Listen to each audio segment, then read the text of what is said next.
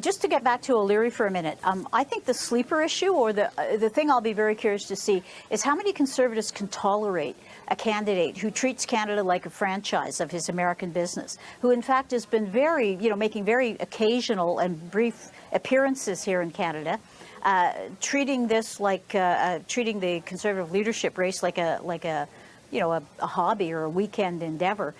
He was taken to task for this by Andrew Scheer and by other candidates during the debate. And I personally, I think it's, I don't know, you must be filled with self-loathing if you would choose a candidate who doesn't even live in your country most of the time, who has such a kind of, casual relationship with Canada. Surely they can find a full-time Canadian to lead their party. That's what I think. I don't know how many Conservatives think that way. Mm-hmm. I'm wondering what Katie heard in the corridors on the weekend about that, the fact that O'Leary doesn't really live here. Well, before we get to Katie on that, I want to jump in, though, because we do have that clip, Andrew Scheer taking on Kevin O'Leary. Take a listen to it to those at home who perhaps weren't watching the debate.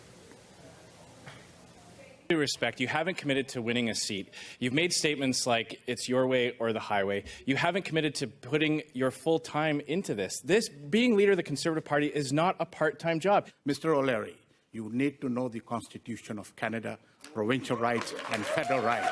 You cannot come on this stage and start saying, I am going to throw the provinces away. I can talk to people in Carbonaire, and I can talk to people in Comox, BC. By the way, Kevin, their place is in Canada, just in case you don't know. I can use Massachusetts as well. So there you have it. Other candidates essentially targeting in on Kevin O'Leary during the debate. Katie, I will pick up on Susan's point. I'm wondering what you heard in the hallways regarding O'Leary, regarding that exchange. Please share.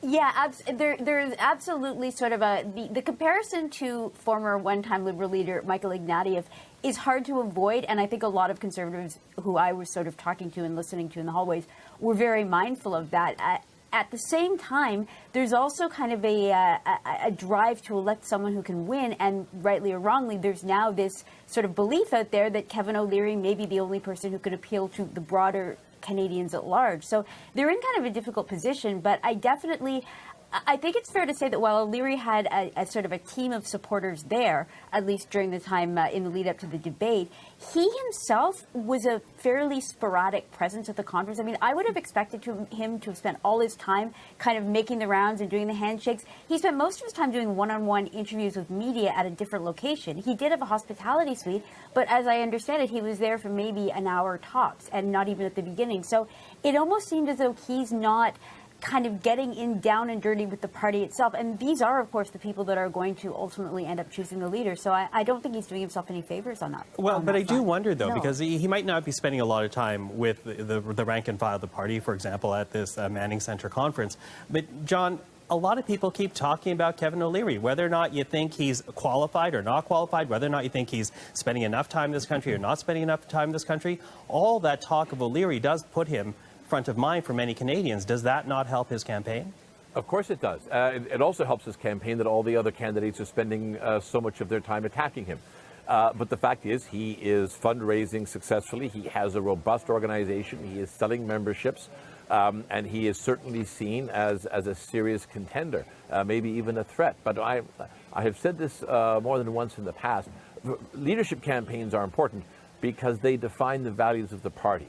Yes, you want to choose a leader who can become Prime Minister of Canada. You want to choose a leader who can defeat Justin Trudeau. But you don't defeat Justin Trudeau, if you're a Conservative, simply by having the most name recognition or by having some kind of glitzy, pizzazzy kind of charismatic presence.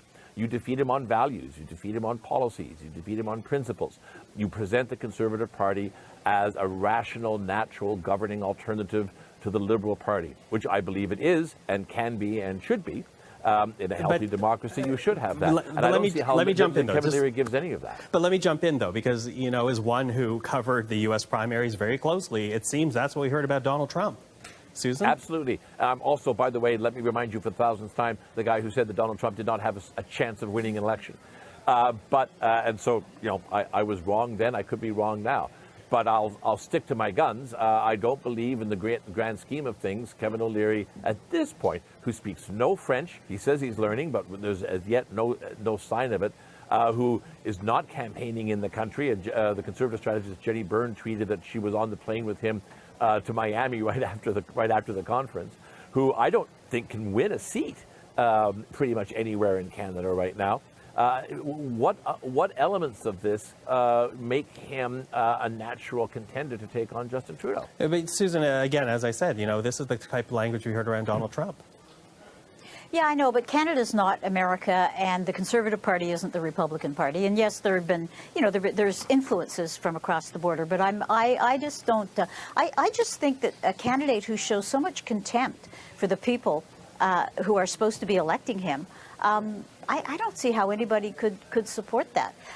Furthermore, it's not just the fact that, you can say things that there is a hunger to blow up the way things are. There's an impatience with the tedious, gray, bureaucratic ways of politics. I feel it myself.